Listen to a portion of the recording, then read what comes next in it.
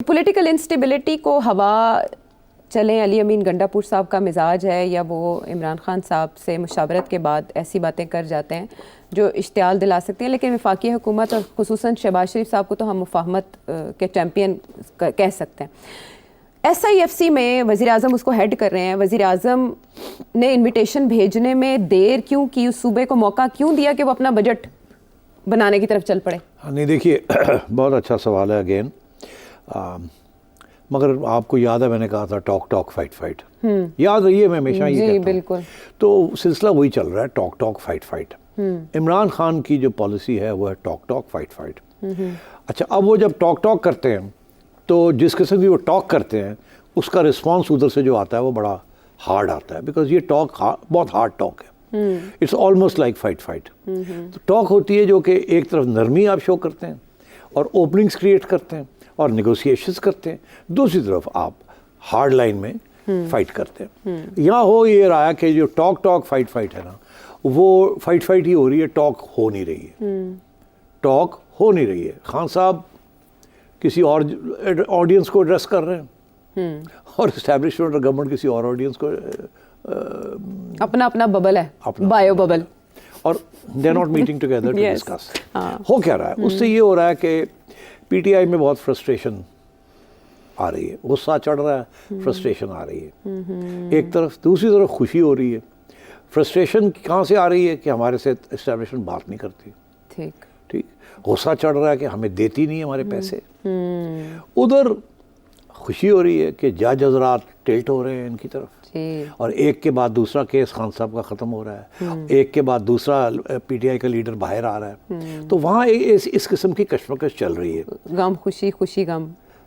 इधर जो है इधर परेशानी है कि फॉरेन इन्वेस्टमेंट भी नहीं अभी तक पहुँची, बातें ही हैं, इकॉनमी भी स्टक है, और अनफॉर्चुनेटली ये क्लैश जो है ये बढ़ती जा रही है, जिसके साथ सारा सिस्टम जो है वो अनस्टेबल होता जा रहा है। इस सिलसिले में गंडापुर साहब जिस किस्म की बातें कर रहे थे, आपको याद होगा पहले दिन जब उनको बुलाया गया, NFC की मीटिंग थी, नेशनल फाइनेंस कमीशन, तो ये गए थे वहाँ और बड़ी अच्छी इनकी मीटिंग हुई थी। तस्वीर भी आई थी, जब ये छप्पियाँ पा रहे हैं जी, पैसे मिल जाएंगे जी, ये हो जाएगा वो हो जाएगा, याद है आपको? तस्वीर आई थी जिस पे एतराज इमरान खान साहब ने किया था, पहले पैसे लेते फिर तस्वीर बनवाते। हाँ, तो खैर बड़े जनाब गुडी टू शूज।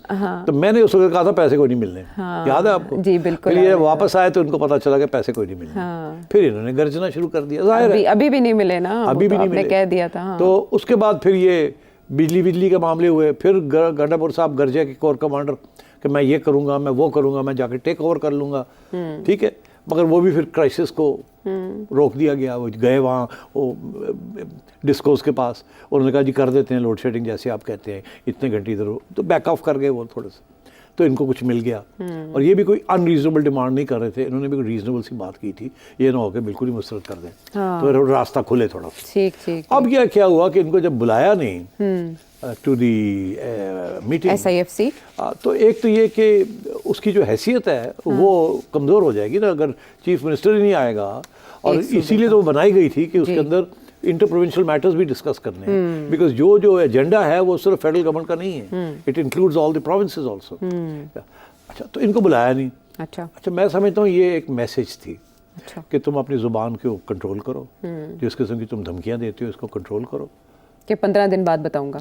ठीक, 15 दिन बाद बताऊंगा। तो इधर से भी ये था कि थोड़ी बहुत तो धमकी देनी थी ना, तो फिर मानना भी था।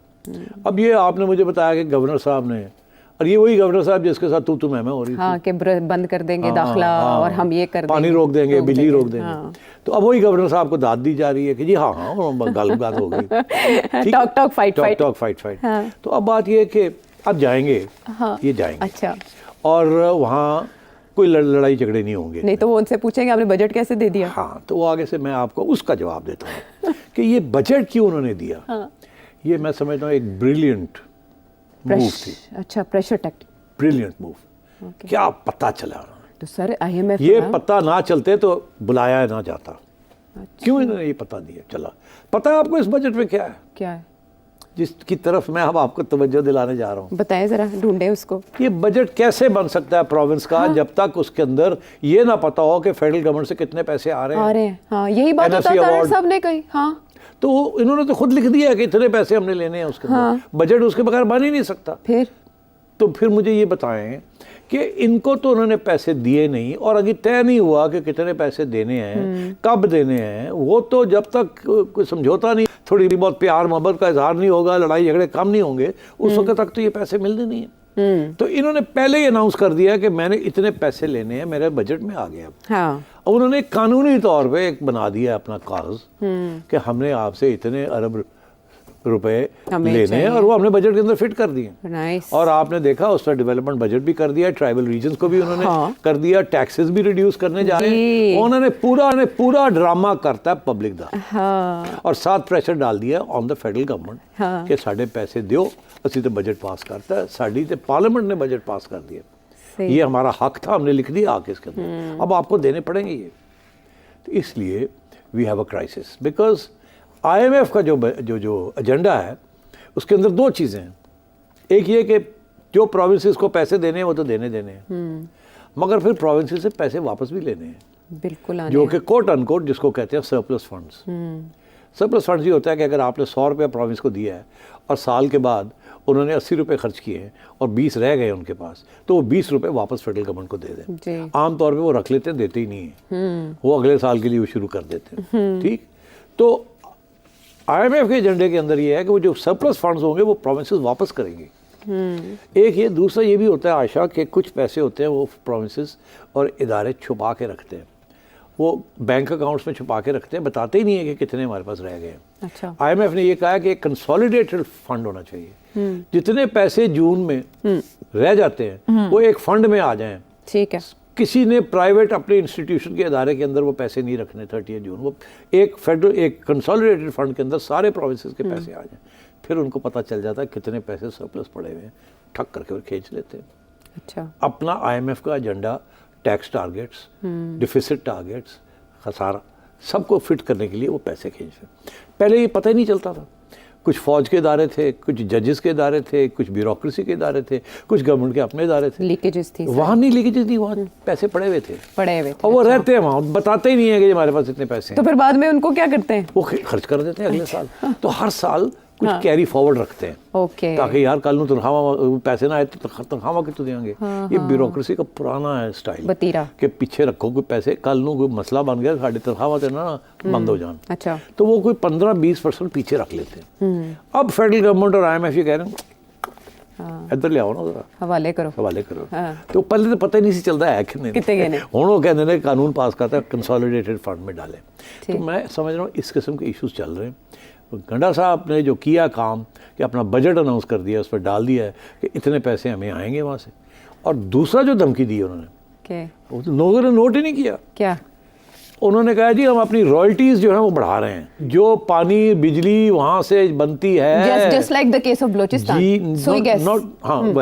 बलोचिस्तान इज डिफरेंट, बट वहाँ से पानी, वहाँ से बिजली, वो कह रहे हैं बटन हमारे पास है बिजली का, यहाँ रॉयल्टीज मिलती हैं, जैसे सिंध को रॉयल्टीज मिलती हैं और गैस इन सिंध। तो इन्होंने अपनी रॉयल्टीज का रेट जो है बढ़ा दिया है। अब पहले अगर इनको X% मिलता था फेडरल गवर्नमेंट से, जितनी पानी या बिजली लेते थे KP से, ठीक, तो अब उसको उन्होंने बढ़ा दिया, खुद ही यूनिलैटरली बढ़ा दिया रॉयल्टी का रेट। अच्छा। तो इसका ये मतलब है कि और वो पैसे मांग रहे हैं फेडरल गवर्नमेंट से, over and above the national finance commission award, वो रॉयल्टीज भी ज़्यादा मांग रहे हैं। यूनिलैटरली ये फैसला कर दिया, एक किस्म का unilateral declaration of in economic terms.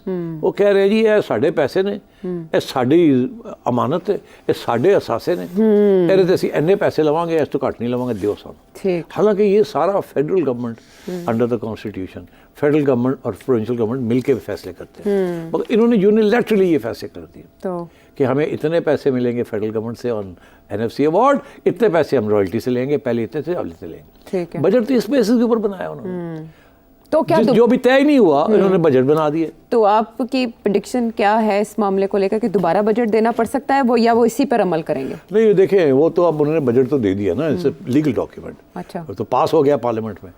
अब वो जाएंगे कहेंगे जी हमने तो पास कर दिया, हमें दें। तो ये फेडरल गवर्नमेंट क्या करेगी? तो फेडरल गवर्नमेंट कहेगी नहीं हम नहीं दे सकते। फिर तो वो कहेंगे हमने तो पास कर दिया। हाँ। तो फिर ये लड़ाई झगड़े चलेंगे। चलेंगे। Because the money is suppose to come over the whole next 12 months, तो ये फिर मामला चलेगा। कुछ आएंगे कुछ नहीं आएंगे, लड़ाई झगड़े चलेंगे। ठीक है। फेडरल गवर्नमेंट कभी भी नहीं मानेगी इनका जो बजट के अंदर वो पैसे जो इन्होंने लिखे हैं कि हमें मिलेंगे, फेडरल गवर्नमेंट नहीं मानेगी, IMF नहीं मानेगा। ठीक। तो ये लड़ाई झगड़े चलेंगे। तो ठीक है। मगर ये इट वाज जैसे कहते हैं अच्छा पता चला from his point of view ठीक है। कि जी हम PTI and पहुंचे KP। वहाँ जाके वहाँ लड़ेगा ये। तो ये बताएं कि कोई ऑब्जर्वेशन या कोई डायरेक्शन IMF की तरफ से आ सकती है इस बजट के बाद के पीक? नहीं, IMF का तो बड़ा सीधी सी बात है, हमने तो फेडरल गवर्नमेंट के साथ मुखा की है, अब डील करो। चलो ठीक है, ठीक है, डील करो। सो ये है देखिए situation। बाद में मैं आपको बता दूं, सिंध वाले भी नहीं मानेंगे बात किस पे?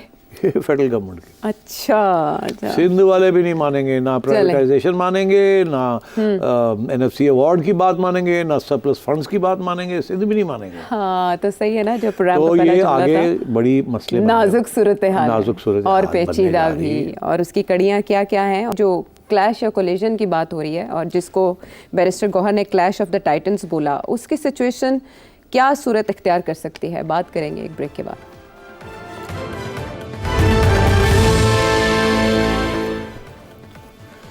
शो में एक बार फिर खुशामदीद। सेठी साहब, आपने जो नक्शा खींचा वो तो बड़ी ख़तरनाक सिचुएशन को जाहिर कर रहा है, लेकिन कल भी आपने मूवेबल इरेजिस्टिबल फोर्स की बात की और कोलिजन की बात की। एक बार फिर आप क्लैश की बात करें। बात यह कि PTI भी कहीं ना कहीं इशारे देती है कि भाई हम पुरअमन रहना चाहते हैं, लेकिन होता मामला उसके बरक्स है।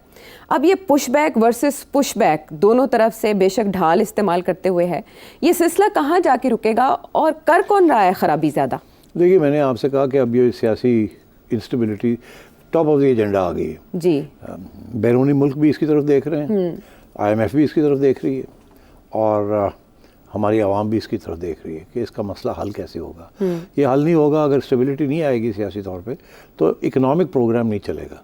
क्योंकि इन लोगों ने जो वादे किए थे ना फॉरेन कंट्रीज़ के साथ और IMF के साथ और डोनर्स के साथ, वो यही था गली कोई नहीं, we got everything under control now. Okay, election हो गए, अल्लाह खैर सल्ला, and trouble makers are in prison and we got a firm control and we mean to stay and everything is fine. अब वो not everything is not fine, and why, क्यों नहीं everything fine? पहली दफ़ा मेरा ख्याल है ऋषि जो है वो एक बगावत की स्टेज में है। आज मैं ये लफ्ज़ इस्तेमाल कर रहा हूँ। हाँ। मैं कब से कह रहा हूँ कि सबसे बड़ा इंस्टेबिलिटी की सोर्स जो है वो आएगी अदालतों की तरफ से, और उसके रीजंस भी मैंने दिए हैं, मगर किसी ने सीरियसली नहीं लिया इस चीज़ को। इब्तदाई शोज से आप कह रहे हैं? मैं कब से कह रहा हूँ, 2-3 माह से मैं ये कह रहा हूँ कि इंतज़ार करें, यहाँ से आएगा, और वजह भी बता रहा हूँ।